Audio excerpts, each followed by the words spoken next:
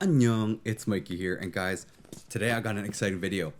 So thanks to Akko for sending me out their newest cilantro switches.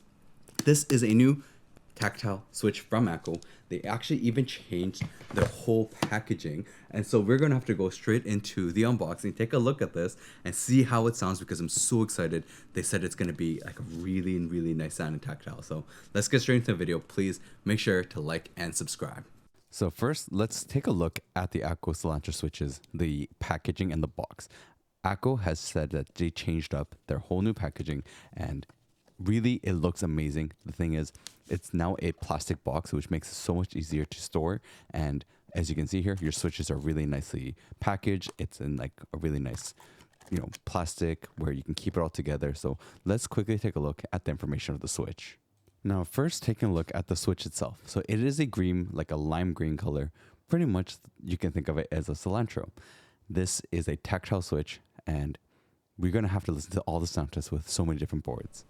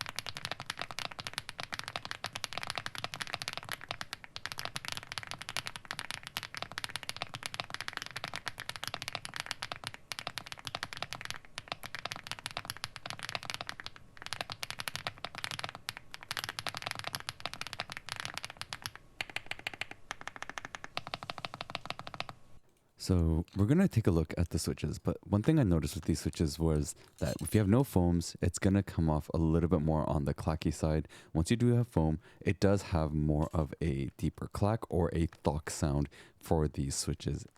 And that's pretty hard to find within tactile switches, I find.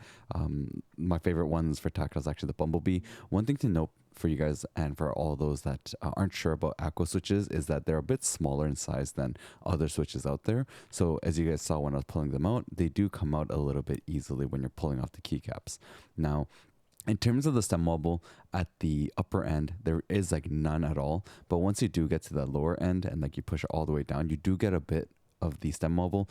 It's very little on the horizontal end, but on the vertical end, you do get a lot more. But it's still very smaller. Like it's a very little amount of stem wobble compared to say some other switches out there like the Wuchi Studio Morandis. Now in terms of the backlighting, as you can see here, there is a color difference, right? So I have blue lighting, and when you look at the switches around compared to the Cilantros, which is going to be the main alpha keys, it has a more of a green hue. So keep that in mind for yourselves with these Cilantro switches. There are going to be a little bit of that light changing due to the color of the switch and the lighting coming through this like slit in the front of the switch. Now, of course, taking apart and taking a look here, right?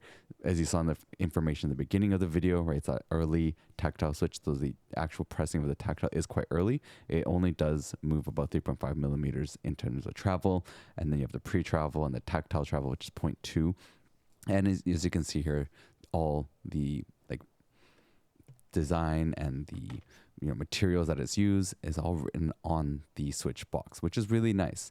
Now, in terms of the stock lubing, so I don't know if you guys can really see it here. Unfortunately, it's hard to catch on camera, but the lubing is not that great for the stock in terms of the stem itself and the sides. So where it's going to be really like moving on top of the top housing, you will notice that the side of the stem isn't really like heavily lubed.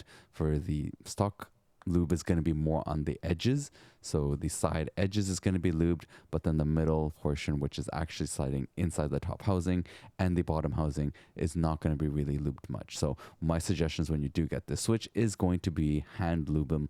When you do hand lube them, they do sound a lot better, they do sound deeper, and they are going to be a little bit more smooth in terms of the movement. Now, I do want to give you guys a little bit measurement of the spring.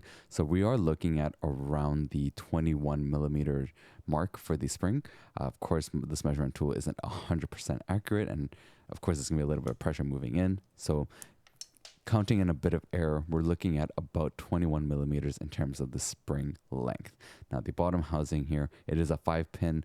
So those out there that have a 3-pin keyboard, sorry, this will only work with a 5-pin keyboard, so keep that in mind for yourselves. I will have the link in the description for you guys to take a look at the Cilantro switches.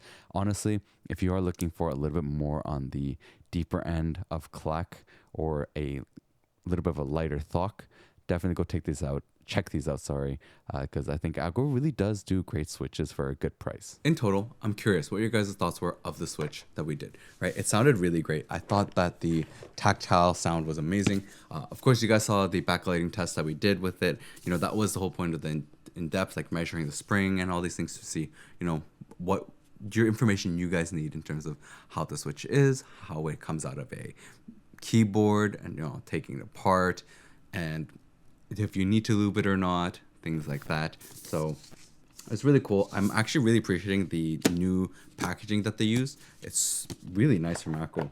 Of course, I'll have the links in the description for you guys to be able to purchase it for yourselves and, of course, take a look. So please go check out this switch if you're looking for a really nice stocky tactile. I think this one's super worth it. Of course, catch the next video, guys, because soon I'm gonna have the new HMX tactile, and that's also super exciting. So I'll catch you guys next time, and please go check out the other videos I got.